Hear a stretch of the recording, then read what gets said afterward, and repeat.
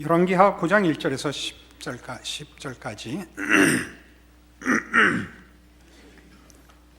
북왕조 이스라엘 왕 요람 때 그의 군대 장관 예후가 하나님의 명령으로 왕으로 기름 부음을 받는 장면입니다. 그가 이제 유혈 구테타를 일으킬 것입니다. 그리하여 요람 왕을 죽이며 당시 정치적으로 결탁했던 남왕국의 왕 아하시아까지도 죽이게 됩니다. 이 요람의 유혈혁명은 그 폭력성이 얼마나 크고 잔인했는지 7가지 큰 사건들을 9장 10장에 걸쳐서 성경이 기록하고 있습니다. 제가 그 7가지 사건을 나열해 보겠습니다. 북왕국의 왕 요람을 죽이고 남왕국의 왕 아하시아를 죽이고 아합의 부인이었던 이세벨을 죽이고 아합의 70명의 아들들을 죽이고 아하시아의 친족들을 죽이며 아하시아는 남왕국 왕입니다.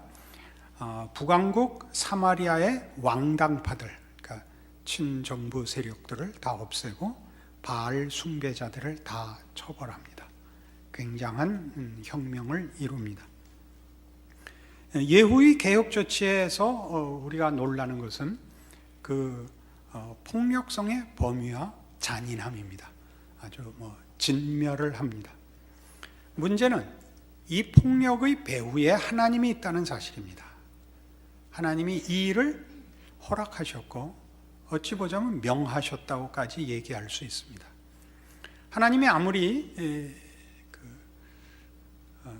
공의로운 심판을 행하셨다 할지라도 이런 잔인한 방법을 쓰실 수 있느냐 하는 것이 오늘 우리가 살펴보고자 하는 내용이며 그 폭력성의 진의가 무엇이냐, 가치가 무엇이냐 따져보려고 하는 것입니다. 세상에서는 목적이 수단을 정당화합니다. 그러나 우리가 역사 속에서 경험했듯이 모든 잘못된 수단들은 그 수단이 오염되면 목적도 오염시킨다는 것을 우리가 알고 있습니다. 그래서 하나님의 폭력은 그것이 폭력의 그 야성 때문에, 그 잔인함 때문에 하나님의 공의로우심과 선하심이라는 것이 우리에게는 자칫 걱정스럽습니다. 마음에 하나님이 의로우시다, 선하시다, 자비하시다 하는 그 증언들이 맞는가 하는 마음까지 불러일으키기 때문입니다. 요한계시록 19장에 가면 하나님의 폭력성에 대한 성경의 이런 답이 나옵니다. 성경 맨 끝책인 신약 성경 맨 끝에 요한계시록 19장 11절로 가겠습니다. 또 내가 하늘이 열린 것을 보니 보라 백마와 그것을 탄 자가 있으니 그 이름은 충신과 진실이라. 그가 공의로 심판하며 싸우더라. 그 눈은 불꽃 같고 그 머리에는 많은 관들이 있고 또 이름 쓴 것 하나가 있으니 자기밖에 아는 자가 없고 또 그가 피 뿌린 옷을 입었는데 그 이름은 하나님의 말씀이라 칭하더라.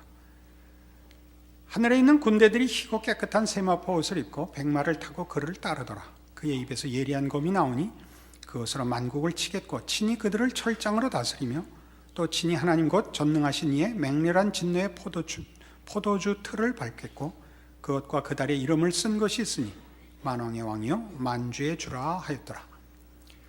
최후의 심판자로 임하시는 예수 그리스도의 모습이 전투하는 군인의 모습으로 그려지고 있습니다. 철장으로 다스리고 맹렬한 진노의 포도주 틀을 밟을 것입니다. 분명히 아주 폭력적입니다. 그러나 이 심판의 주인 되시는 이 하나님의 심판을 수행하는 그 종은, 이 백마를 타고 있는 이 종은 13절에 있는 바와 같이 그가 피 뿌린 옷을 입고 있습니다. 하나님의 폭력성은 그 절정이 말하자면 최후의 심판에 있는 것이 아니라 그 폭력의 절정이 예수 그리스도의 십자가에 있었던 것입니다. 하나님을 따르지 않느니, 반대하느니, 거스르는 자들을 심판하는 최후의 심판보다도 천지를 지으신 하나님께서, 만군의 여호와께서 자기의 아들을 십자가에 죽이시는 폭력보다 더한 폭력은 남긴 것이 없습니다. 그러니까 하나님의 폭력은 십자가라는 폭력을 이해할 때만 그 뜻과 의미를 이해할 수 있게 됩니다. 그 폭력은 고린도후서 5장에서 이런 의미를 가진다고 가르칩니다. 고린도후서 5장입니다. 291페이지 신약성경 고린도후서 5장 18절입니다. 모든 것이 하나님께로서 났으며 그가 그리스도로 말미암아 우리를 자기와 화목하게 하시고 또 우리에게 화목하게 하는 직분을 주셨으니 곧 하나님께서 그리스도 안에 계시사 세상을 자기와 화목하게 하시며 그들의 죄를 그들에게 돌리지 아니하시고 화목하게 하는 말씀을 우리에게 부탁하셨느니라. 그러므로 우리가 그리스도를 대신하여 사신이 되어 하나님이 우리를 통하여 너희를 권면하시는 것 같이 그리스도를 대신하여 간청하노니 너희는 하나님과 화목하라. 하나님이 죄를 알지도 못하신 이를 우리를 대신하여 죄로 삼으신 것은 우리로 하여금 그 안에서 하나님의 의가 되게 하려 하심이라. 하나님께서 예수를 보내신 것은 우리와 화목하기 위하심이라 라고 얘기합니다. 우리는 이 내용을 너무나 잘 알고 있습니다. 그러나 21절 다시 보시듯이 하나님이 죄를 알지도 못하신 이를 우리를 대신하여 죄로 삼으신 것은 하나님의 최고의 폭력성은 우리와 화목하기 위한 내민 손이었다. 우리를 심판하고 처벌하는 것이 목적이 아니었다라고 얘기합니다. 하나님의 폭력성은 뜻밖에도 당신의 아들을 십자가에 못 박아 모든 하나님을 외면한 죄인들을 돌이키시며 그들을 찾아오시는 손길로 목적했던 것입니다. 우리는 지금 예후의 사건에서 사실은 이 문제에 대하여 이런 답을 봅니다. 열왕기하 10장으로 오시면 예후의 이 혁명을 성경은 이렇게 평가하고 있습니다. 구약성경 580페이지 열왕기하 10장 30절입니다. 여호와께서 예후에게 이르시되 네가 나보기에 정직한 일을 행하되 잘 행하여 내 마음에 있는 대로 아합 집에 다 행하였은즉 네 자손이 이스라엘 왕위를 이어 4대를 지내리라 하시니라. 그러나 예후가 전심으로 이스라엘 하나님 여호와의 율법을 지켜 행하지 아니하며 여로보암이 이스라엘에게 범하게 한 그 죄에서 떠나지 아니하였더라. 자, 예후는 하나님의 심판에 쓰임받았습니다. 하나님의 뜻을 이루었습니다. 하나님이 엘리야에게 약속하시고 예언케 하신 대로 아합 집을 쓸어버리시는 일에 하나님을 거역하고 하나님의 뜻을 거부한 자의 그 심판에 하나님의 심판의 손길이 되었습니다. 그러나 성경은 예후가 하나님의 뜻을 이룬 것은 사실이지만 그가 하나님과 화목치는 못하였다라고 설명함으로써 그가 실패한 자라고 평가합니다. 자, 폭력이란 뭘까요? 여러분, 어느 시대나 그렇듯이 이 세상을 사는 한 현실은 우리에게 늘 유혹과 위협과 배반과 복수로 도전합니다. 이것이 멈추는 현실은 없습니다. 현실은 언제나 이 네 가지 요소가 또는 폭력성이 우리를 위협하며 우리에게 답하기를 요구합니다. 그래서 우리는 이런 폭력성들을 사실 은연중에 하나의 기준으로 해서 성경의 인물들을 평가합니다. 모세, 엘리야, 다니엘. 모세를 10가지 재앙을 내리고 바로를 친 자로, 엘리야를 모든 바알 선지자들을 죽이고 아합에게 대적한 자로, 그리고 다니엘을 바벨론의 왕에게 굽히지 아니하고 힘으로 버틴 자로, 그리하여 하나님이 누구신가를 드러낸 자로 말하자면 폭력성을 가지고 정치와 승부라는 개념에서 우리는 사실 우리의 신앙을 점검하곤 합니다. 그런 점검, 그런 평가에서는 모세, 엘리야, 다니엘의 나란히 예후가 올라설 수 있습니다. 하나님의 뜻을 다 이루어 하나님의 마음을 시원하게 한 모세나 엘리야나 다니엘과 방불한 하나님의 사람일 것입니다. 그러나 중요한 차이가 있습니다. 저는 하나님과 화목한 자는 아닙니다.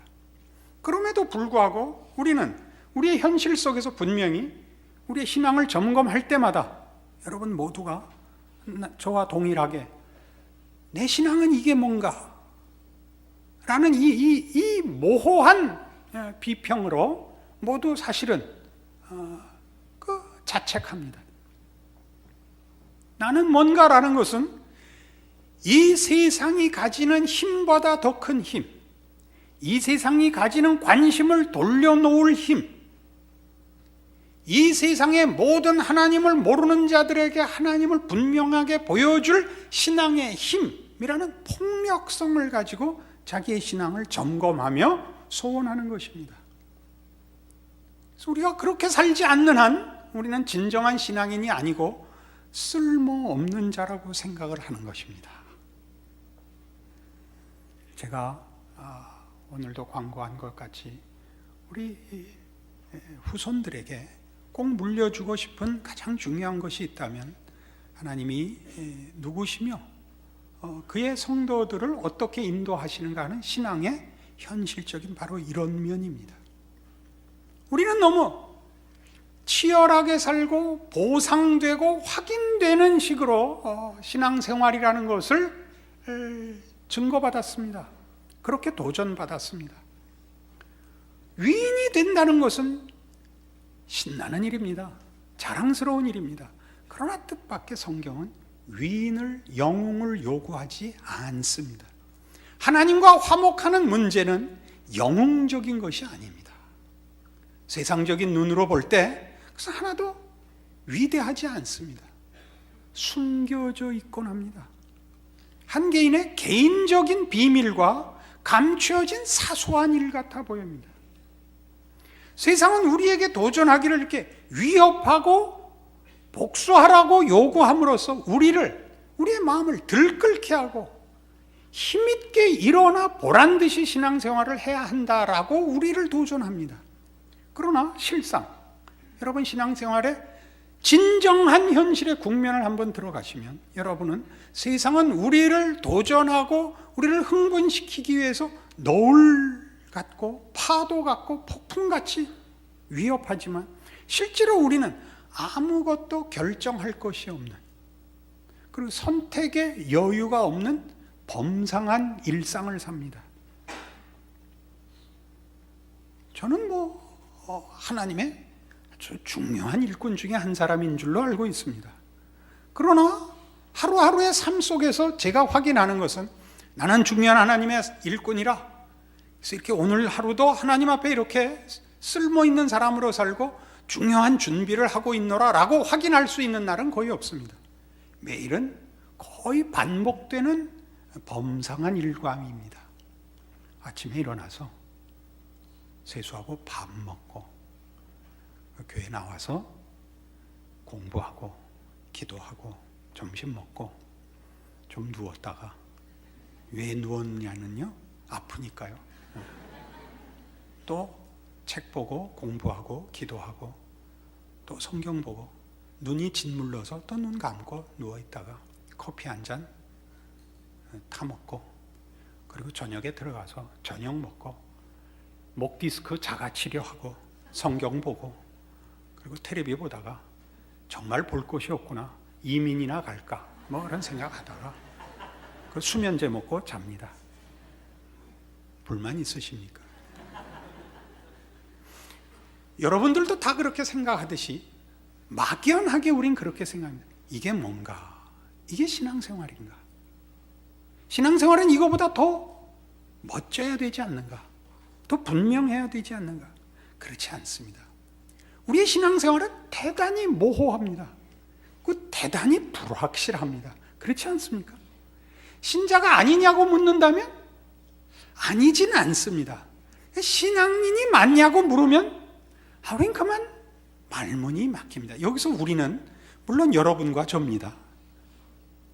이러고도 신앙인이라고 말을 해도 되는가? 이거보다는 더 분명해야 되지 않는가? 더 확실해야 되지 않는가? 그렇지 않습니다. 왜 그렇죠? 그것은 관계의 문제이기 때문입니다. 하나님과의 관계의 문제이지, 하나님이 얼마나 내 편을 드시는가, 내가 얼마나 오늘 하나님 앞에 쓸모가 있는가로 확인되지 않습니다.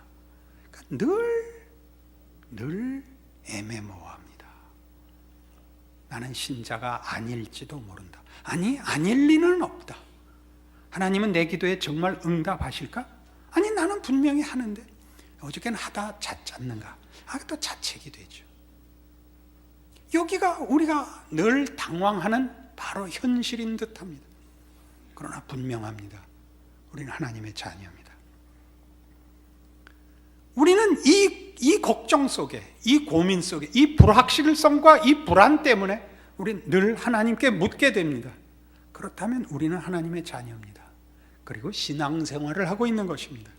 이게 뭐와 다르냐? 예후와 다릅니다. 우린 번듯한 하나님의 일을 하고 있는 것은 하나도 없습니다. 그러나 우리는 매 순간 하나님 앞에 물을 수는 있습니다. 내가 신앙인이 맞습니까? 하나님, 이렇게 사는 것도 신앙입니까? 하나님, 이렇게 불안하고 확실치 않은 이 인생이 이래도 맞는 겁니까? 라고 여러분이 여러분의 존재와 여러분의 삶을 매번 하나님 앞에 묻고 하나님의 도우심을 구하고 있다면 신앙인입니다. 잘하고 있는 신앙생활입니다. 그러나 우리는 그것보다 예후가 더 우리에게는 확실해 보인다 말입니다. 로마서 12장에 가면 그런 우리를 위하여 성경은 이런 답을 줍니다.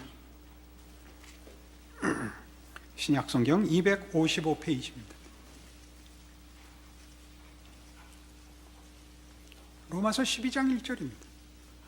그러므로 형제들아, 내가 하나님의 모든 자비하심으로 너희를 권하노니 너희 몸을 하나님이 기뻐하시는 거룩한 산제물로 드리라. 이는 너희가 드릴 영적 예배니라. 너희는 이 세대를 본받지 말고 오직 마음을 새롭게 함으로 변화를 받아 하나님의 선하시고 기뻐하시고 온전하신 뜻이 무엇인지 분별하도록 하라.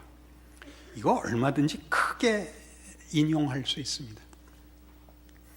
우리는 성경 말씀들을 너무 크게 쓰고 너무 영웅적으로 이해하곤 해서 이런 말씀들도 다 이렇게 변변치 않게 살 것이 아니라 내가 가서 하나님 앞에 마지막으로 무릎 꿇어 기도하고 일주일간 금식하고 뭐가 되든 도가 되든 사생 결단을 한번 내야겠다 이렇게 생각하지요. 저는 그렇게 이 구절을 읽지 않습니다. 여러분의 매일을 바치십시오.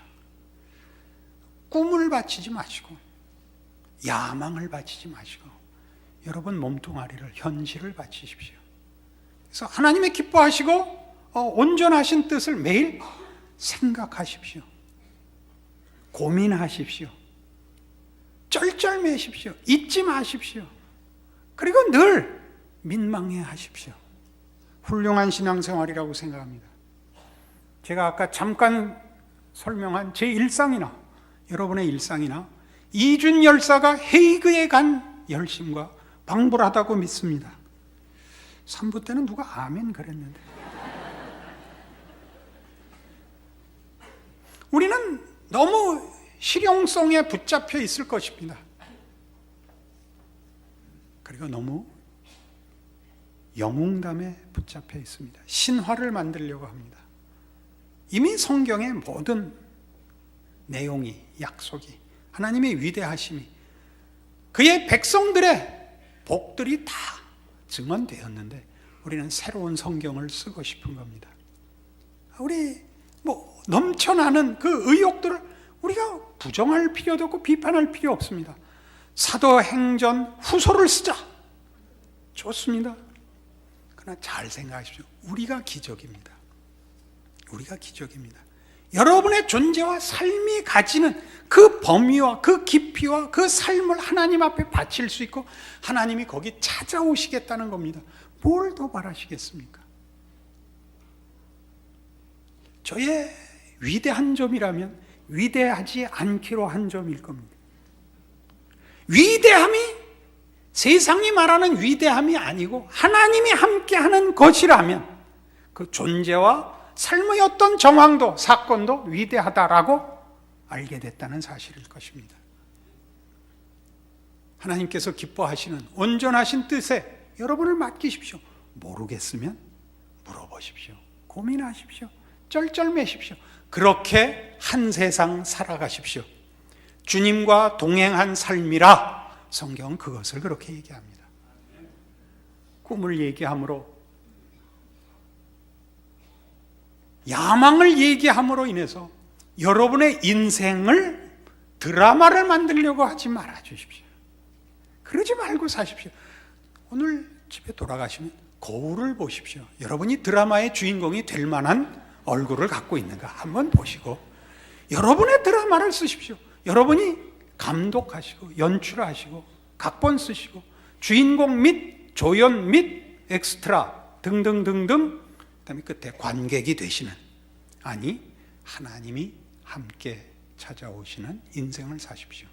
우리는 이 귀한 성경 말씀으로 오늘의 결론을 대신하려고 합니다. 잠언 3장입니다. 여러분, 성경을 딱 절반으로 쪼개면 시편이 나오거나 잠언이 나올 것입니다. 잠언 3장입니다. 이 말씀도 여러분이 잘 아는 말씀이지만 오늘의 말씀과 연결해서 저는 여러분에게 조금 더 깊은 일상과 범사를 하나님 앞에 바칠 수 있도록 이 말씀을 권합니다. 3장 5절입니다. 너는 마음을 다하여 여호와를 신뢰하고 내 명철을 의지하지 말라. 너는 범사의 그를 인정하라. 그리하면 내 길을 지도하시리라. 이 범사에 하나님을 모시십시오. 여긴 위인전기는 없습니다. 영웅적인 신화도 없습니다. 범사에 부르십시오. 그 범사를 바치십시오. 범상한 삶을 하나님과 더불어 기적이 되게 사십시오. 그것이 신자 모두에게 허락된 공평한 특권입니다. 모두에게 허락된 신비로운 기적입니다. 그 삶을 사시는 여러분, 자기 시대와 자기가 속한 사회 앞에 하나님의 사람의 다름을 보란듯이가 아니라 부정할 수 없이 존재케 하고 실천하는 인생이 되는 그런 여러분 되어 주십시오. 기도하겠습니다. 하나님 아버지, 은혜를 감사합니다. 하나님의 자녀가 이미 되었고 하나님 앞에 예수 이름으로 무엇이든지 구하는 자 되었고 응답받도록 약속되었습니다. 무엇이 더 남아있겠습니까? 우리의 불만은, 우리의 불안은 무엇으로부터 기원하겠습니까? 우리는 하나님의 약속과 세상의 욕심을 혼돈하고 있는 것 때문일 것입니다. 신앙을 지키게 하옵소서. 거기서만 하나님을 모신 자의 자랑과 감격과 만족과 충성과 승리가 있게 하여 주시옵소서. 우리와 우리 인생을 바치게 하옵소서. 매일을 하나님의 사람으로 살게 하옵소서.